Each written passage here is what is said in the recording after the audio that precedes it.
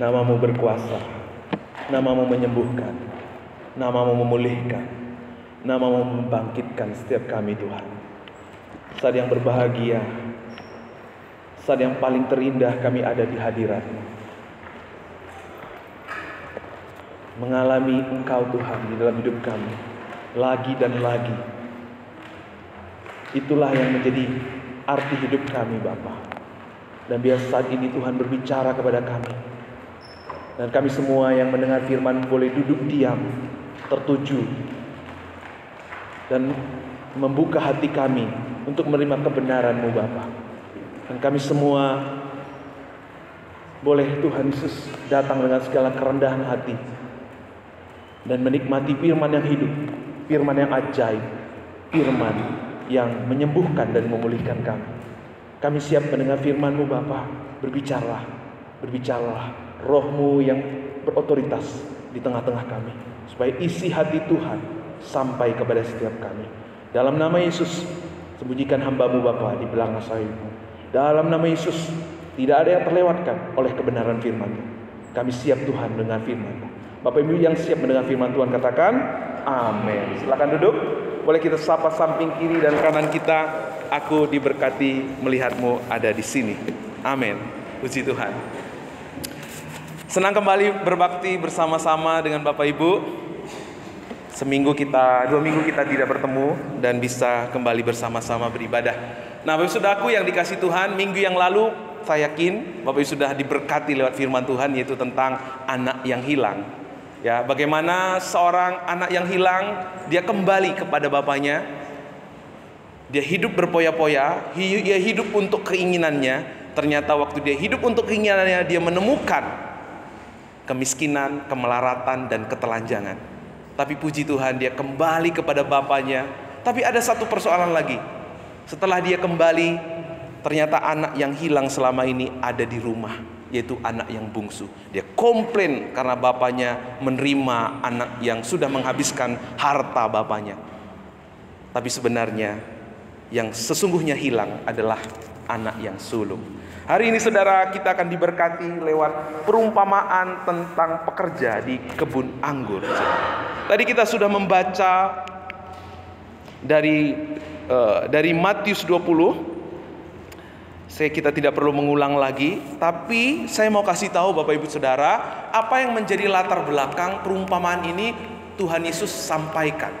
Latar belakangnya ada di Matius 19 ayat 27. Lalu Petrus menjawab dan berkata kepada Yesus, yuk sama-sama, kami ini telah meninggalkan segala sesuatu dan mengikut Engkau. Jadi apakah yang akan kami peroleh? Seorang Petrus bertanya kepada Tuhan, apa yang akan kami peroleh kalau kami mengikut Yesus? Kami sudah meninggalkan semua.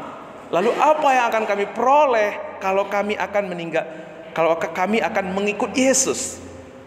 Kita manusia, siapapun dia, selalu kepingin upah yang besar. Dan bekerja di kebun anggur pada waktu itu adalah pekerjaan yang luar biasa. Pekerjaan yang diinginkan oleh banyak orang. Karena anggur tidak pernah nggak laku Bapak Ibu. Anggur begitu diminati, pasti cuannya gede, pasti cuannya mantap gitu ya. Karena itu Tuhan Yesus menyampaikan perumpamaan tentang pekerja di kebun anggur, untuk menjelaskan apa yang menjadi pertanyaan Petrus. Karena setiap kita pasti kepingin upah yang besar. Kita nggak kepingin apa yang kita kerjakan itu sia-sia. Kita kepingin melihat hasil. Betul ya Bapak Ibu Saudara? Kita kepingin hasil. Kita mengharapkan hasil yang lebih besar. Tapi dalam perumpamaan ini kita melihat ada ketimpangan, ada ketidakadilan, nggak fair. Kenapa? Ada 5 grup dalam pekerja ini. Grup yang pertama jam 6 pagi ya. Mereka bekerja dari jam 9 pagi, jam 12, jam 3 sore hanya bekerja 3 jam. Lalu yang terakhir saudara, yang dipanggil bekerja jam 5 sore. Tadi saya bilang pekerjaan di kebun anggur itu pekerjaan yang diminati oleh banyak orang. Tapi pekerjaan yang dimanti banyak orang biasanya bukan pemilik yang mencari pekerja, betul ya? Orang-orang yang melamar. Tetapi beda dengan pengusaha kebun anggur ini, pengusahanya yang turun ke lapangan lalu mencari orang-orang yang mau bekerja. Dan anehnya saudara, yang dia cari adalah orang yang menganggur, orang yang sedang jobless. Biasanya orang yang menganggur itu biasanya nggak kepake, kesana kemari nggak pakai. Tapi justru pengusaha ini mencari orang yang menganggur. Udah dia mencari, yang dia cari adalah orang yang menganggur. Lalu yang ketiga saudara, mau habis jam kerja, tinggal 1 jam kerja, masih dia panggil orang-orang yang menganggur itu. Kenapa mereka menganggur? Karena nggak ada orang yang mau memperkerjakan mereka. Di sini kita melihat pemilik kebun anggur ini begitu murah hati, penuh dengan kasih karunia. Siapakah pemilik anggur ini? Dialah Tuhan kita, Yesus Kristus. Dia murah hati. Dia pribadi yang melimpah dalam segala kemurahan. Tapi waktu pemilik kebun anggur ini bermurah hati, ada satu persoalan. Persoalannya apa? Di ayat yang ke-8. Yuk kita baca sama-sama. 1, 2, 3. Ketika hari malam, tuan itu berkata kepada mandurnya, panggillah pekerja-pekerja itu dan bayarkan upah mereka, mulai dengan mereka yang masuk terakhir hingga mereka masuk. Sebenarnya kalau kita lihat di sini, ini kayaknya settingan ini. Kalau memang niat baik dari pengusaha pemilik kebun anggur itu supaya tidak masalah, kenapa sih nggak dia panggil yang kerja pagi nih, kamu udah masih duluan ya? Nggak usah dilihat gitu ya sama orang lain gitu ya. Yuk pekerja cuma 1 jam datang, cuma 3 jam datang, bisik-bisik. Biasanya kan kita begitu ya, takut jadi masalah gitu, nanti dikomplain. Tapi ya pengusaha pemilik kebun anggur ini melakukannya, memberi gaji, memberi upah di hadapan mereka yang bekerja mulai dari pagi. Maka apa yang terjadi saudara? Pengusaha kebun anggur itu dikomplain. Dikatakan di ayat yang ke-10. Kemudian datanglah mereka yang masuk yang terdahulu, sangkanya akan mendapatkan lebih banyak, tetapi mereka pun menerima masing-masing 1 dinar juga. Ketika mereka menerimanya, mereka bersungut-sungut kepada tuan itu. Katanya, mereka yang masuk terakhir ini hanya bekerja 1 jam, dan engkau menyamakan mereka dengan kami yang sehari suntuk bekerja berat dan menanggung panas terik matahari.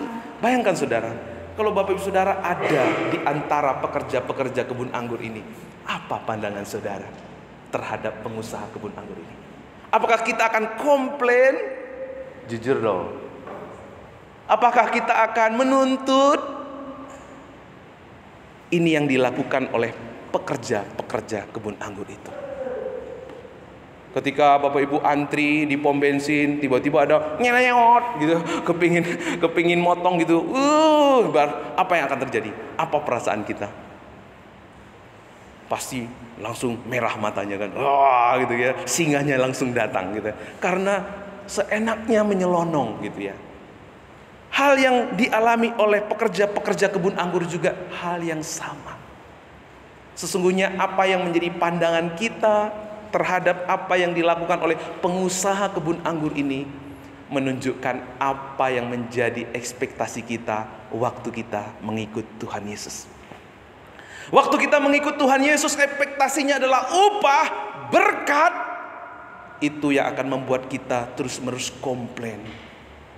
Waktu kita ekspektasinya untuk menerima Yesus itu adalah keakuan kita, pikiran kita, perasaan kita, tujuan kita, maka kita akan selalu komplain. Waktu kita melayani untuk mendapatkan nama baik, waktu kita melayani supaya keluarga saya diberkati, keuangan saya baik, kesehatan saya baik, pendidikan saya baik, kita sedang menggunakan Tuhan untuk tujuan diri kita sendiri. Waktu kita melihat orang lain yang baru kemarin datang kepada Tuhan, ternyata dia lebih diberkati, kita sering sekali menjadi loyo, komplain, gak terima, capek, letih. Ini sama dengan perumpamaan yang kita bahas minggu yang lalu. Anak yang sulung komplain sama bapaknya. Bapak, baru saja anak bapak yang telah menghabiskan uang bapak itu kembali. Bapak sudah potong sapi, lembu, tambun. Aku gak pernah mengecewakan bapak. Kambing saja bapak tidak pernah potong untuk aku makan bersama sahabat-sahabatku. Ia gak terima. Ia tidak mengalami sukacita bapaknya. Ia komplain, ia menuntut. Sehingga sesungguhnya anak yang hilang itu bukanlah anak yang bungsu. Anak yang hilang itu adalah anak yang sulung, saudara. Karena saudara, sikap seperti ini tidak pernah membawa kita berjalan dalam rencana Tuhan. Kita juga belajar 3 minggu yang lalu tentang perumpamaan Samaria. Ada 2 orang Lewi dan juga seorang imam tidak pernah bisa menolong orang yang dipukul, yang dirampok. Orang yang beragama, orang yang transaksional, hidupnya penuh dengan kesibukan-kesibukan rohani, liturgi-liturgi, dengan seremonial. Mereka hanya hidup beragama. Mereka hanya menggunakan Tuhan untuk kepentingan mereka sendiri. Maka orang yang seperti ini tidak pernah bisa dipakai oleh Tuhan untuk menyembuhkan, menyelamatkan mereka yang terhilang. Mental transaksional dalam kita mengikut Tuhan tidak memungkinkan buat kita untuk menggenapi rencana Tuhan. Mental transaksional akan selalu menggerakkan kita, upah apa yang ku dapat, apa yang akan ku terima. Kalau aku melakukan ini, kalau kau memberi ini, kalau kau melayani ini, apa yang akan ku terima? Apa yang akan ku dapat? Apakah kebaikanku akan diingat? Apakah persembahanku akan dibalas dengan berkali-kali lipat? Kalau itu yang menggerakkan kita sama dengan anak yang sulung. Kita sama dengan orang Lewi. Kita sama dengan orang imam. Tidak mungkin bisa kita menyangkal diri. Tidak mungkin membawa kita kepada garis finish dalam kehidupan iman kita. Pasti sikap mental transaksional akan membuat kita yang terdahulu menjadi yang terakhir. Tuhan memanggil jemaat Babaton bukan menjadi yang terdahulu lalu akhirnya menjadi yang terakhir. Tapi saudara dipanggil Tuhan dari yang terakhir menjadi yang terdahulu. Yang setuju katakan amin. Makanya ayat 13 dikatakan, tetapi Tuhan itu menjawab seorang dari mereka, saudara, aku tidak berlaku tidak adil terhadap engkau. Bukankah kita telah sepakat sedinar sehari? Ambillah bagianmu dan pergilah. Aku memberikan kepada orang yang masuk terakhir ini sama seperti kepadamu. Tidak tahukah kamu? Tidakkah aku bebas mempergunakan milikku menurut kehendak hatiku? Atau iri hatikah engkau karena aku murah hati? Demikianlah orang yang terakhir akan menjadi yang terdahulu, dan yang terdahulu akan menjadi yang terakhir. Kalau kita punya mental seperti anak yang sulung, kita punya mental seperti orang Lewi dan imam, kita tidak mungkin bisa menyangkal diri. Kita akan menjadi orang-orang yang terlihat terdahulu, tetapi akhirnya menjadi orang yang terbelakang. Tetapi Tuhan mau mengerti kita satu kebenaran di dalam hidup kita. Kebenarannya apa? Yuk kita baca sama-sama. 1, 2, 3 ya. Perjalanan hidup kita bersama dengan Tuhan bukan mengenai upah. Manusia kepingin selalu upah, tetapi Tuhan bilang bahwa perjalanan iman kita dengan Tuhan bukan tentang upah. Karena upah kita itu pasti, berkat kita itu sudah dijamin oleh Tuhan. Karena kalau saudara mengerti satu kebenaran, saudara tidak akan lagi pusing dengan upah untuk berkat. Kalau saudara mengerti tentang kebenaran ini, kita akan menjadi seperti anak yang bungsu. Aku telah berdosa kepada Bapa dan sorga. Aku tidak layak lagi dipanggil sebagai anak Bapa. Aku akan kembali kepada Bapakku. Bukan lagi sebagai anak, tetapi sebagai hamba, salah seorang hamba. Inilah Injil Kerajaan Allah. Waktu saudara merasa saudara layak di hadapan Tuhan, justru di situ saudara tidak layak. Waktu saudara merasa mampu menjalani iman dengan kekuatan saudara, justru di situ saudara tidak mampu. Tapi ketika saudara berkata kepada Tuhan, Tuhan aku gak layak, aku butuh Engkau, Tuhan aku gak mampu, justru di situ saudara akan dimampukan oleh Tuhan. Yang mengerti katakan amin. Karena sebenarnya kita ini sudah mati, kita ini semua sudah berdosa, kita ada di bawah kuasa dosa, kita layak menerima maut dalam hidup kita. Kita seharusnya tidak ada lagi, tetapi ada satu anugerah Tuhan. Ada kata tapi. Sebab upah dosa ialah maut, tetapi apa Bapak Ibu Saudara? Karunia Allah. Apa Bapak Ibu Saudara? Karunia Allah. Bersama-sama katakan saya, karunia Allah. Karunia Allah ialah hidup yang kekal dalam Kristus Yesus Tuhan kita. Seharusnya kita binasa, seharusnya kita habis mati, seharusnya kita dikutuk, seharusnya kita tidak terima hak apa-apa lagi. Tetapi Tuhan mengangkat kita dari lumpur dosa. Tuhan mengambil kita dari sampah kehidupan. Ia menyatakan karunia-Nya kepada kita. Ia memberikan karunia yang terbesar yang pernah ada. Tidak pernah bisa kita raih dengan usaha kita. Kita tidak pernah bisa raih dengan ketaatan kita. Kita tidak pernah bisa bayar dengan uang kita, dengan harta kita. Nggak pernah bisa kita tebus hidup kita. Tetapi Tuhan menganugerahkannya dengan cuma-cuma. Kalau saudara mengerti ini, saudara akan melihat betapa dahsyat Allah kita. Saudara akan menerima kekuatan. Kalau Tuhan sudah menebus hidupku, kalau Tuhan sudah mati buat aku, kalau Tuhan sudah memberikan segalanya, yaitu anaknya, kasih yang terbesar dalam hidupku, mengapa aku harus khawatir untuk makan dan minumku? Mengapa aku harus khawatir tentang kontrakanku? Mengapa aku harus khawatir tentang usaha pekerjaanku? Kalau yang terbesar saja Tuhan sudah selesaikan, apalagi soal yang tidak lebih besar dari apa yang Tuhan sudah selesaikan. Saudara dan saya menerima kekuatan yang baru. Perumpamaan yang kita baca ini membicarakan tentang kebaikan Tuhan, tentang kasih karunia-Nya bagi kita melimpah lebih dari cukup. Apalagi yang mau kita minta, harapkan sama Tuhan? Kasih karunia-Nya Tuhan itu lebih dari cukup. Kalau kita masih mengharapkan upah, kita merasa kasih karunia Tuhan itu kurang buat aku. Kita nggak merasakan kasih karunia Tuhan yang begitu besar. Kalau kita masih fokus kepada upah, berkat-berkat, kita masih sebenarnya belum mengalami kasih karunia Tuhan yang lebih dari cukup, saudara. Waktu kita melayani supaya kita diterima, sebenarnya kita nggak mensyukuri, belum merasakan kasih karunia Tuhan yang sudah menerima kita apa adanya. Kita sedang berkata kepada Tuhan, Tuhan belum cukup Tuhan kalau orang-orang keluargaku saja yang terima aku. Tuhan belum cukup Tuhan kalau Tuhan saja yang terima aku. Orang lain ini kalau belum terima aku belum cukup. Kita masih belum merasa cukup atas anugerah Tuhan yang menerima kita. Kalau kita masih bekerja melayani supaya dihargai orang lain, sebenarnya kita belum merasakan penghargaan Tuhan itu yang cukup, yang melimpah dalam hidup kita.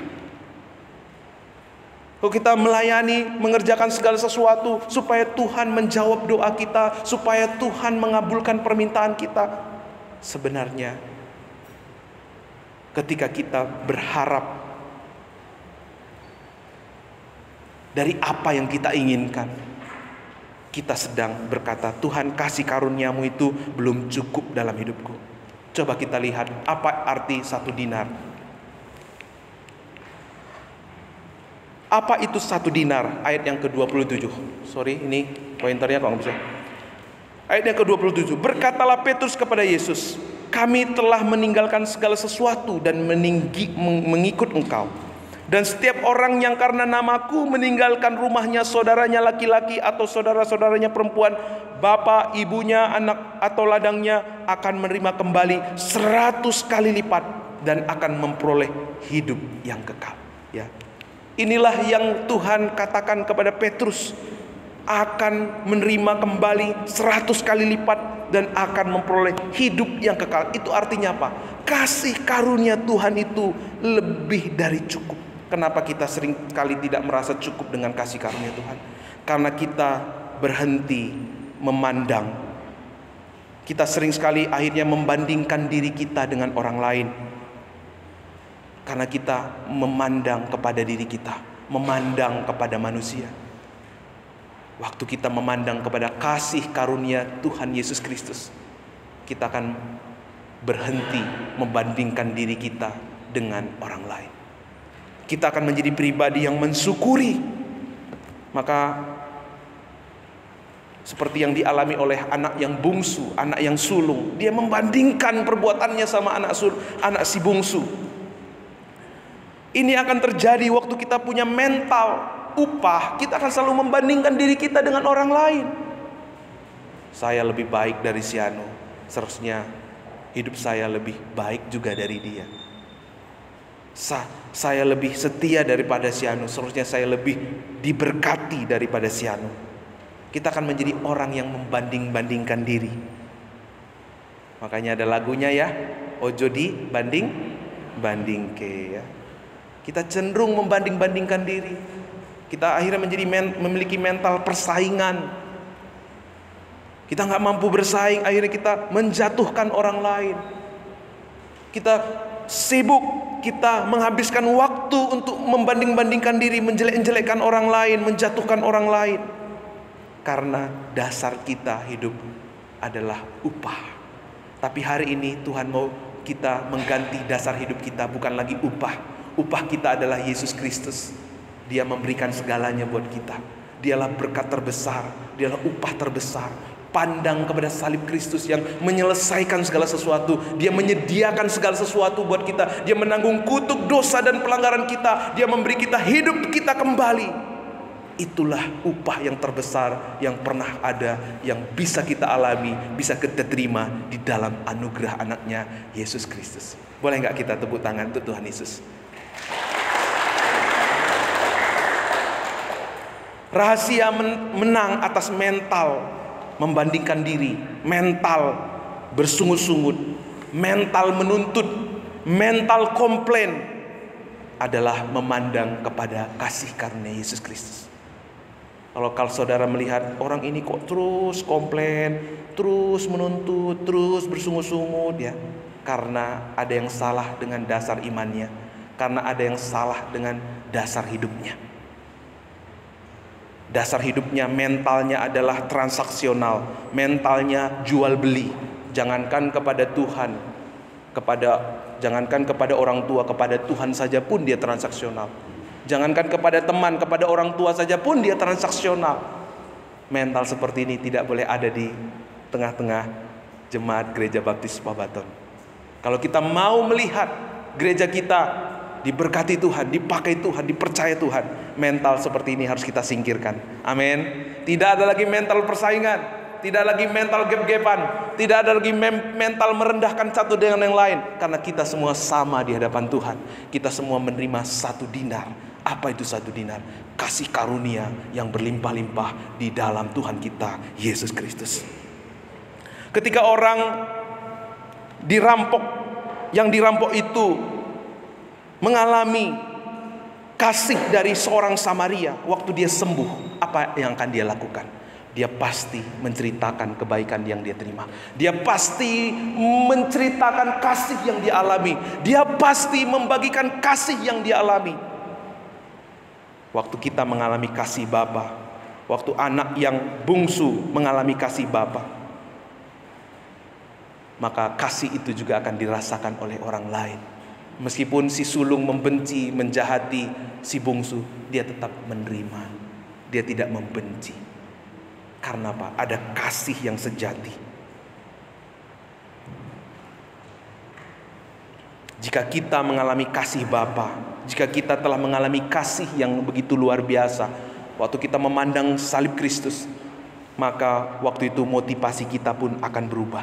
Kita menjadi orang-orang yang berbelas kasih kepada orang lain. Yuk kita baca ini 1, 2, 3 ya. Cara pandang Tuhan, Rob, relationship, hubungan Bapa dan anak yang menjadi motivasi adalah kasih. Tuhan mau kita memiliki motivasi kasih. Di dalam kita hidup di dunia ini ada 3 motivasi, ada 3 hal yang menggerakkan kita. Yang pertama, hukuman. Kalau nanti saya nggak melakukan, nanti bahaya.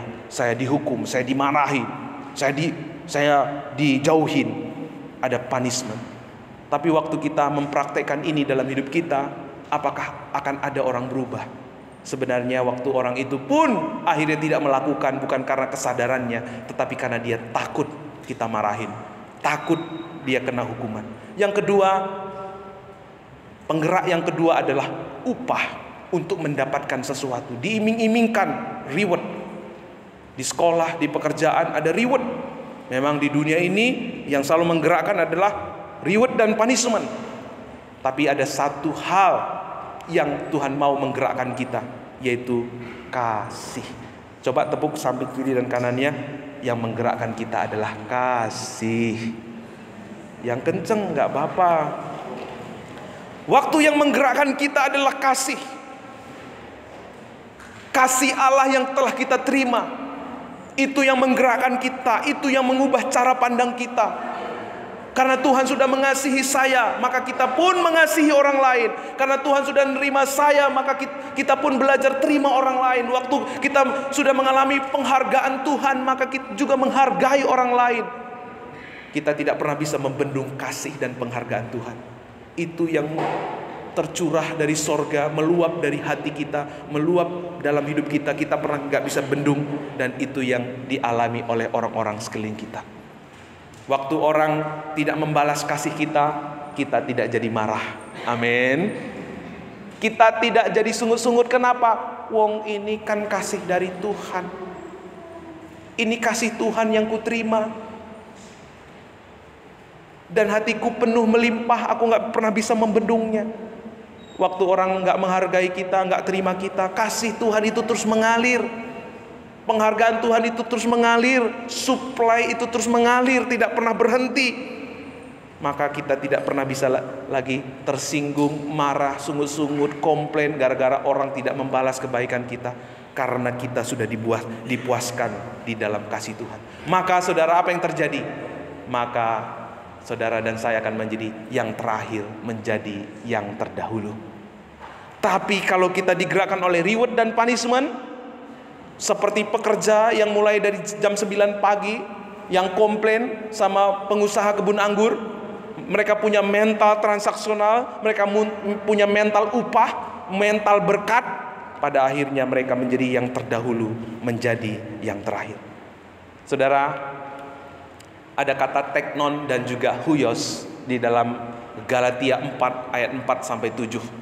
Tuhan mau kita menjadi anak-anak yang menerima ahli waris, menjadi ahli waris. Tapi saya mau kasih tahu saudara, yang siap menerima warisan dari Bapa adalah anak yang sudah akil balik. Betul?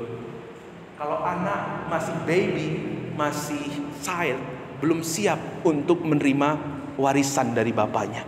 Di ayat yang 4 sampai 7 ini, ketika firman Tuhan berkata, yuk kita baca sama-sama, 1, 2, 3 ya.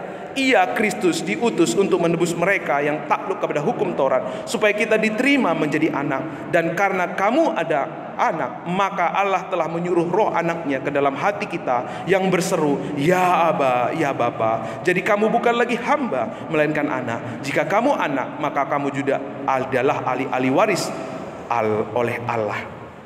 Ada 2 kata di sini tentang anak, mulai dari ayat yang kelima, Bapak Ibu. Kata anak di situ adalah son. Son ini dalam bahasa asli adalah huios. Apa arti huios? Huios itu artinya mature son, anak yang sudah akil balik, anak yang siap menerima warisan dari bapaknya. Apa arti huios di sini, saudara? Arti huios di sini adalah anak yang sudah akil balik, yang siap menerima warisan dari bapaknya. Tapi ada satu kata di sini, yaitu teknon, saudara. Di ayat yang keempat, di situ ada kata anak, dalam bahasa Inggris masih child, dalam bahasa aslinya nepios. Apa artinya nepios? Baby, child. belum siap untuk menerima warisan dari bapaknya. Kata yang digunakan kepada anak bungsu adalah kata ini. Makanya dia meskipun terlihat baik, tapi yang masih menggerakkan dia itu adalah berkat, upah. Anak-anak bungsu, anak sulung disebut baby, disebut nepios. Karena apa? Dia masih digerakkan oleh berkat. Orang Kristen, dengar baik Bapak Saudara, orang Kristen zaman sekarang, ketika hidup kita masih digerakkan oleh berkat, kita masih nepios, kita masih child, kita masih baby. Makanya waktu anak si bungsu itu komplain sama bapaknya, "Hai anakku, hai baby, kamu masih anak-anak, kamu belum siap untuk terima berkat, terima janji Tuhan." Tapi kalau saudara seperti anak yang bungsu, melihat dirinya tidak layak, ia datang kepada Tuhan bukan karena dia layak, tetapi karena hanya memandang kepada kemurahan bapaknya. Di saat itu dia disebut anak yang sudah akil balik, anak huios, anak yang sudah siap untuk dipercaya oleh Tuhan. Waktu kita hidup sebagai anak-anak Tuhan yang hanya mengharapkan kemurahan Bapa, melakukan segala sesuatu, memandang Bapa, Yesus Kristus sebagai upah terbesar dalam hidup kita. Kita melayani, kita berbuat baik, kita memberi sebagai ungkapan syukur karena perbuatannya dalam hidup kita. Saudara dan saya adalah jemaat yang siap dipercaya oleh Tuhan. Amin. Nggak ada amin ya Tuhan. Nggak mau dipercaya Tuhan Bapak Ibu. Jadilah anak-anak yang huios, yang digerakkan oleh kasih karunia dari Bapa. Yuk kita baca, semua baca 1, 2, 3 ya. Kita bukan orang upahan, kita ditebusnya, dipilihnya, kita yang menerima anugerahnya adalah anak-anaknya. Berkat terbesar, anugerah terindah ketika kita diangkat oleh anaknya. Dalam kata asli diadopsi, tapi sebenarnya dalam bahasa Yunani tidak ada kata adopsi, tetapi saudara dan saya dilahirkan kembali menjadi anak-anak Allah. Seorang Martin Luther meneguhkan khotbah hari ini, saudara. Injil dan beragama itu berbeda, saudara. Kalau Injil berkata kita ini menjadi anak-anak Allah, kenapa? Karena kasih karunia, karena perbuatan anaknya di atas kayu salib. Yang percaya memiliki roh anaknya, maka kita disebut anak-anak Allah. Bukan orang-orang yang layak, bukan orang-orang yang melakukan A, B, C. Bukan, saudara. Karena kita tidak pernah layak karena kita menaati hukum Taurat. Kita tidak pernah layak mampu untuk menaati hukum Taurat dalam hidup kita. Tapi kita disebut sebagai anak Allah karena kasih karunia di dalam Tuhan kita Yesus Kristus. Tuhan yang melayakkan kita, Tuhan yang menganugerahkan kepada kita gelar sebagai anak. Dia melahirkan kita kembali. Makanya Tuhan bilang dalam 2 Korintus 5 ayat 17, barang siapa yang ada dalam Kristus, ia adalah apa? Ciptaan baru. Yang lama sudah berlalu, sesungguhnya yang baru sudah datang. Tuhan yang melayakkan kita. Bukan kita baik, taat, kita menjadi anak Allah, tetapi kita dijadikan baru, dijadikan anak Allah, sehingga kita diberikan hati yang taat, hati yang mengasihi, hati yang melayani, hati yang memuliakan Bapa di surga. Bukan dengan ketaatan. Ingat saudara apa yang dikatakan Yesaya, bahwa kebaikan kita, ketaatan kita itu seperti kain kotor wanita. Tidak pantas, tidak layak. Tetapi saudara, kita ini diangkat sebagai anak karena kemurahan hati Bapa. Itulah upah terbesar kita, itulah hadiah terbesar kita. Kalau kita mengalami itu, upah itu sudah nomor sekian. Bahkan upah itu otomatis. Seorang Martin Luther berkata, orang yang berpikir dirinya paling dekat dengan Allah, melakukan semua yang buat Tuhan paling senang, sebenarnya Bapak Ibu dengar, sebenarnya orang demikian paling jauh dari Allah. Orang yang merasa tidak layak, disitulah kasih karunia Allah yang melayakkan kita. Aku ini orang berdosa, aku ini nggak mampu, aku ini nggak kualifikasi. Justru di sanalah saudara akan dimampukan di dalam kasih karunia Allah. Tapi waktu kita kembali seperti Martin Luther katakan, orang yang merasa dirinya layak, merasa dirinya paling dekat sama Tuhan, pantas untuk diberkati, justru disitulah kita tidak layak diberkati. Justru mental ini akan membawa kita dari yang terdahulu menjadi yang terakhir. Tapi ada satu mental yang Tuhan ingin kita miliki, saudara, untuk kita menjadi ahli waris, untuk kita menjadi Matterson, untuk kita menjadi anak-anak yang akil balik. Kita menyadari keadaan kita. Tanpa Kristus kita miskin, melarat, dan hina. Kita merasa menyadari ketidakmampuan kita. Kita menyadari ketidaklayakan kita. Kita sadar akan dosa-dosa kita. Kita sadar kita tidak kualifikasi. Waktu saudara merasa menyadari keadaan kita, disitulah kita akan melihat kasih karunia Tuhan melayakkan kita. Waktu kita hidup dalam kasih karunia Tuhan, kita akan melihat yang terakhir menjadi yang terdahulu. Di sanalah kasih karunia Allah menjadi nyata. Dia yang kaya mau menjadi miskin untuk membuat saudara dan saya yang miskin menjadi kaya. Dia yang paling mulia dan mau menjadi hina untuk membuat saudara dan saya yang paling hina menjadi orang yang paling dimuliakan. Dia yang paling benar menanggung dosa kita supaya kita yang berdosa menerima hidup yang kekal. Dia yang paling sehat, paling kuat mau menjadi yang terlemah, mau mengalami sakit supaya saudara dan saya yang hari ini mengalami sakit, saudara disembuhkan. Dia yang umurnya seharusnya yang paling panjang karena dia adalah yang kekal. Dia mau memiliki usia yang paling pendek supaya saudara dan saya menerima umur yang paling panjang. Dia mau mengalami semua kutuk dosa dan pelanggaran supaya saudara dan saya menerima hidup saudara kembali di dalam anugerah anaknya Yesus Kristus. Mari tunduk kepala.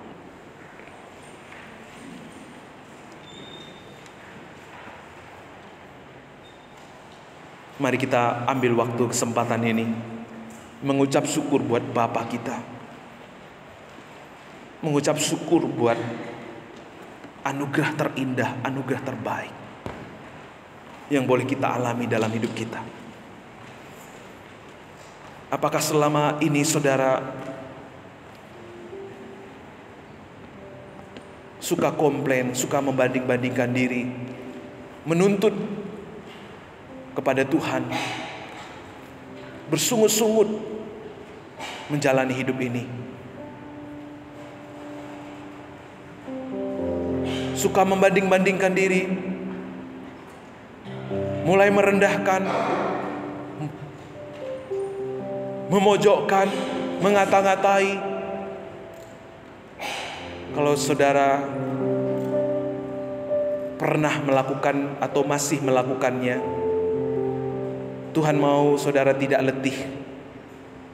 Tuhan mau saudara menjadi orang-orang yang menang. Karena pada akhirnya mental seperti akan menjadikan kita menjadi orang-orang pecundang, orang-orang yang kalah, orang yang tidak menerima apa-apa, sama seperti anak yang sulung, sama seperti orang Lewi dan imam, sama seperti pekerja-pekerja yang bersungut-sungut di kebun anggur. Mereka tidak pernah melihat kemurahan hati yang begitu besar.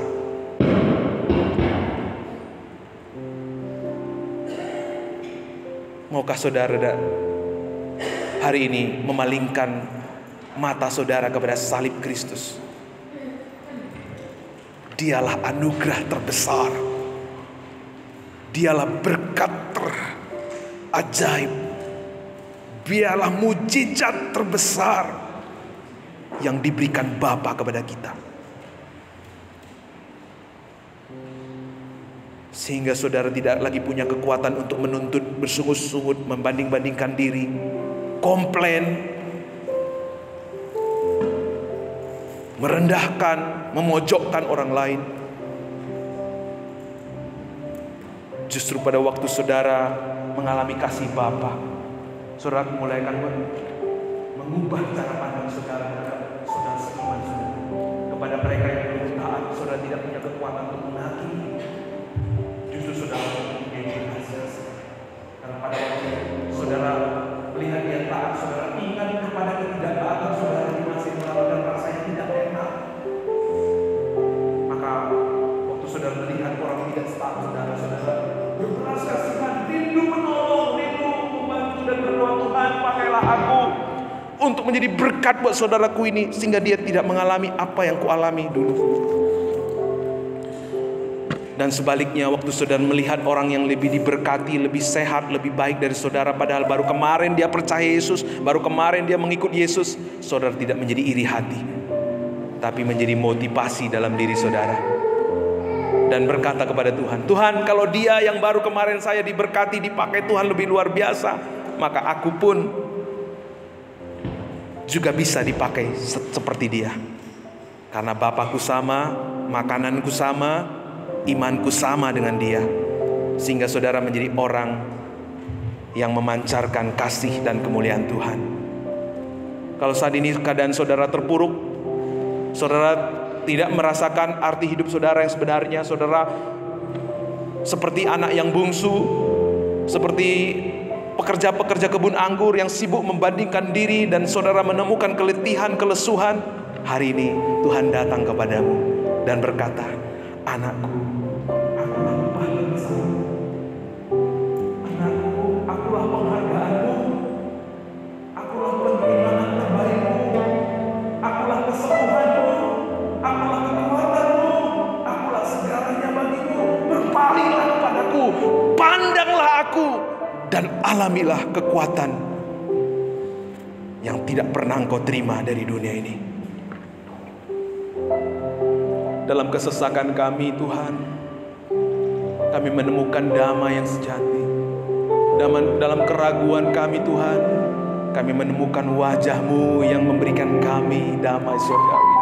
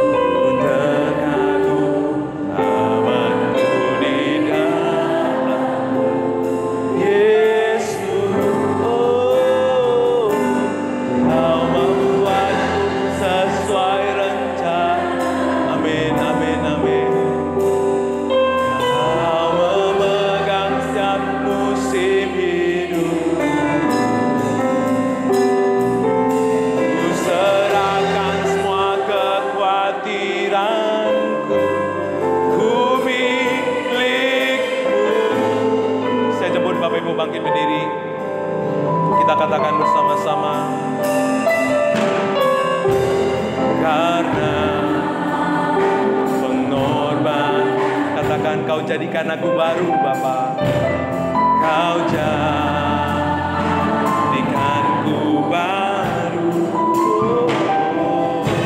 Sungguh ku terkagum amanku di dalam-Mu, Yesus. Kau membuatku sesuai rencana. Kau memegang siapa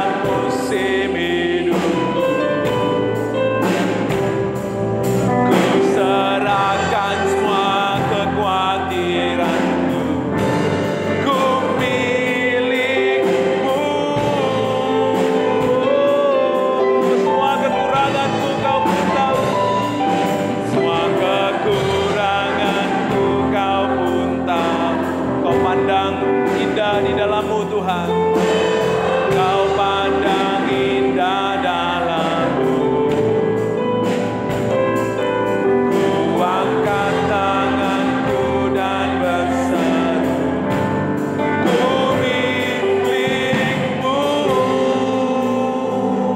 Mari kita proklamasikan dengan iman. I am yours.